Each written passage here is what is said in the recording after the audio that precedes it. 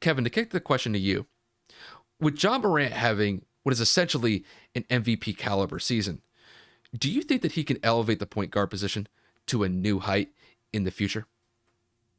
So I'm gonna take this in a different spin. The answer to your question is yes. However, everybody on earth already knows the ungodly comparison that he has gotten because of his athleticism to Derrick Rose. He's jumping out the gym, he's making the 360 layups, he's trying to consistently put people on posters. Everyone is saying it's a matter of time before he gets hurt. Now, Kyle and I were actually talking about this right before we recorded. He is like Derrick Rose in terms of how he plays with attacking the basket and the versatility of being able to go up and then finesse at the rim. However, Derrick wasn't able to change his game until it was too late. We've seen Ja change his game in his third year. So from last year and his first year to this year, his points per game have gone up. His rating, his efficiency, his offensive efficiency rating has gone up. He's averaging more rebounds per game. His 3-point percentage has gone up. His field goal percentage has gone up. His assists are down statistically by a little bit, but I feel like since he's had so many triple doubles this year, more than he's had in the past, I feel like he's actually coming into the role of a point guard. So Ja Morant is what I would like to call kind of like a hybrid guard, a hybrid point guard because he can dish it, he can attack, and his shot is getting better. Is it the greatest thing in the world? Anything like Steph Curry? Not a chance. But when you can get to the basket at will, just like Ja can, and when you start to develop, instead of coming off the pick and try to split the double, or coming around the pick and trying to attack the basket on a mismatch, a little step back game here and there, a little mini pop, a little corner three. You know what I mean? Like Ja is trying to expand his offensive game to a point where you can say, you know what? This guy's going to be different. This guy can change the league. I know what you're thinking. Russell Westbrook does that now. Russell Westbrook's a stat pattern, triple double machine. The man still can't shoot. We're talking about 12 years in the league. He's still shooting shots off the top of the backboard. You have to remember, Ja's 22 years old. Ja has increased his points per game from last year to this year by 7 whole points. And the Memphis Grizzlies are a top 4 seed in the Western Conference. Russell Westbrook started his career with freaking Kevin Durant. He started his career with Serge Ibaka, with James Harden. Then he goes into a whole nother game where he actually acquires, Paul George, and then he goes into Houston and he ends up playing with James Harden. Ja Morant is sitting in Memphis, looking at, all right, well, I have, I have Bane here, or I have Jaren Jackson Jr. And they're nowhere near the caliber of players that Russell has had alongside him. So that's why I discredit that, because yes, he's athletic like him and Derek, but in terms of him being a generational point guard, I see the potential. He's still got to get better and develop that jump shot. He still has to be more consistent in his decision making because he's still averaging almost 4 turnovers a game. So once you kind of cut those things down and you kind of lock it down on the defensive side of the ball, there's no reason why Ja Morant can't be catapulted into a top 5 category for point guards in the NBA.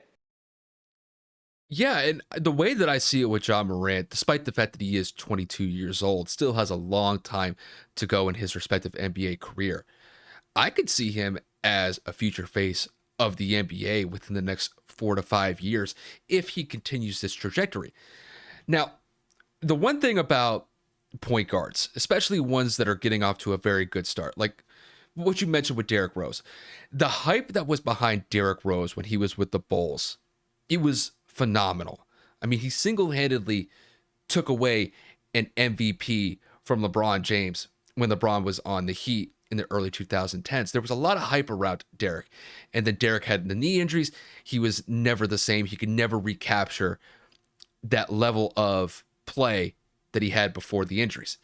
And really the one thing about Ja Morant that I have to keep in mind as he continues throughout his NBA career is that the style that he plays at, there's definitely a higher chance of him suffering some sort of significant knee injury because of the way that he cuts, the way that he drives to the basket. I mean, there's a lot of stress that'll build up in those knees over time. And all it takes is one bad cut and you could be out for a season. So I think what you'll see from Ja Morant as time goes on is you're going to see refinements in his game. I think he's going to be somebody that will slow down his pace a little bit, as far as what it is right now, because I mean, for God's sakes, he tried to go at Mitchell Robinson against the Knicks the other day. I swear to God, he was like this close to baptizing him. There's been a couple people that he's been really close to baptizing him. And I think that's just him at pure raw athleticism. And I think for us as NBA fans, we all love to see that as far as these huge playmaking abilities that he's certainly capable of. But as time goes on, I think he'll become a better shooter. I think he'll slow his pace down. And I do think that he is going to put a bigger emphasis on being able to facilitate the ball. And, despite the fact that, he is turning the ball over a little bit more this season, he's still averaging around 4 turnovers, like you said. That just comes with being a point guard. And I think just over time, he'll know the ins and outs, and he'll know like the little nuances that go along with playing the point guard position, just trying to make smarter overall passes or overall plays. So I think, by the time he reaches his mid-20s, I think he's going to be setting himself apart as arguably the best point guard that the league has to offer. That's, if Steph takes a step back, because I mean, Steph will get into his late 30s at that point, and it does leave some room for some of the younger guys to really showcase what they got. And I think Ja is going to be right at the forefront of that by the time he hits 25, 26 years old. I really do think that the sky is the limit for Ja Morant. And I know that Memphis may not be the most marketable place to play for, but he is putting Memphis on his back. He's putting Memphis on the map. I think he's doing a great job.